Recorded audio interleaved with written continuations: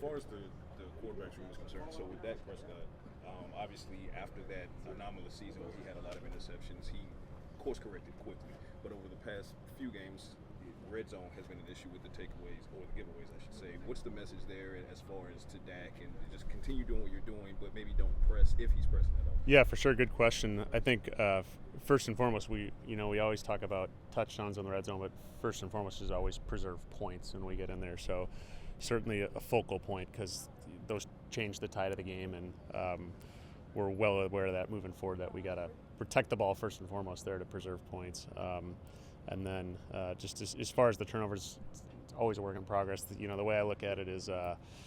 You're 6 weeks in. If this was hockey, we're through the first period. We've got 2 periods to go, and it'll be a focal point this bye week. It always is. Like, that's the number one thing in our job description as quarterbacks is taking care of the ball, and we'll be better moving forward.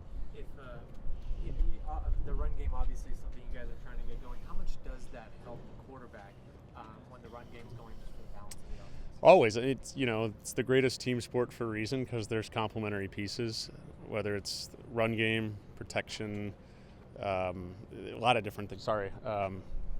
Defense, like it all plays a part. So, and that's what makes this thing exciting is there's a lot of meat on the bone, and that's the great part about the bye week is we get a chance to evaluate all that stuff and be a step better moving forward. Do you feel like Dak's legs are part of the solution to the run game, or is that something that is separate? I think it's always a nice complementary piece. I wouldn't say it's a must or a necessity, but as we all know, the more players that coordinator has to defend, it makes it harder on him. Play action's always been a big part of his toolbox, and he's been very good at it. Mm-hmm. Is that something because of the way these games have unfolded and where the run game is, he just hadn't been able to use that as much this year? Yeah, I think there's been a couple odd games, as you guys are well aware of, where we're down multiple scores, and it forces you into a little bit more of a drop back mode than you want to be. But like everything, that's what we're doing up there right now is kind of evaluating all of our scheme and seeing where we can be better moving forward. But in play action specifically, is it just because he analyzes things so well that gives him a little more time, and he gives it leads to better decision making when you can use that more sometimes? To me, the thing that comes to mind with action passing is the marriage with the run game and making both look the same. Kind of that disguise element for defense that's hard, and to me that's where the action pass comes to life, and obviously it pairs with the run game. So for sure, it's a complementary piece. From a coaching standpoint, how do you balance for Dak not turning down his aggressiveness? Because that's one of the reasons he's been one of the more prolific passers and successful passers in the league, with balancing that with decision making in real time, because you don't want to overcorrect, because then that creates overthinking, which then can create more issues. Yeah, that's a great question, because as great competitors, you're always wanting to make the big play, and there's also the element of you got to take what the defense gives you. There's always that fine line, and like truthfully, that's what you do in all your meetings. We're fortunate in football, like these other sports, it's game. Ours is practice, then game.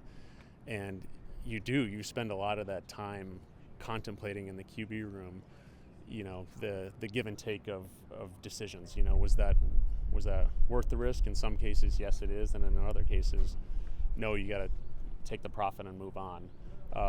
So there's specific examples of all of those, and you fine tooth comb them, and you have agreements, you have disagreements in there, and I bet you that's the majority of our time is talking through those decisions just to try to hit that sweet spot between making plays and also being smart with the ball. That give and take is always a dilemma every year, in good years, bad years, everything in between. And situation dictates that a lot too. Where are you in the course of the game? What down and distance is it? All that stuff plays a part.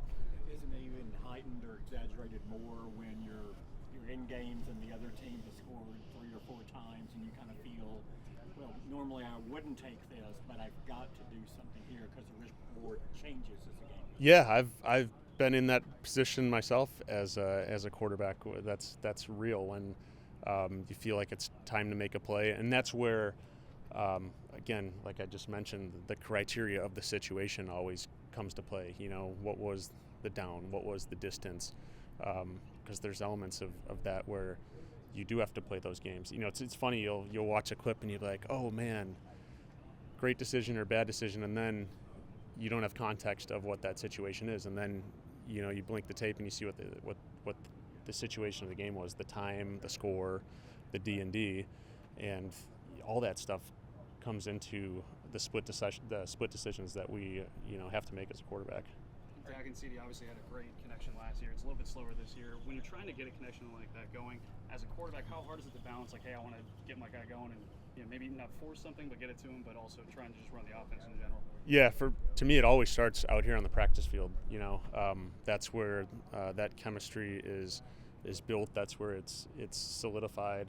And the more reps we get out there, in really intentional reps, we got to make sure we maximize those, because we're growing there with CD, and I'm not worried in the least bit. But at the same time, just like it is with every other player, like when we come out to the practice field, it's important that we have the intentionality and then also the communication. When if something feels off for the quarterback or if something feels off for CD, that we talk about those things, because that's where you can make up for lost time, to me, is with how intentional our work is out here on the practice field, and that'll carry over to the game.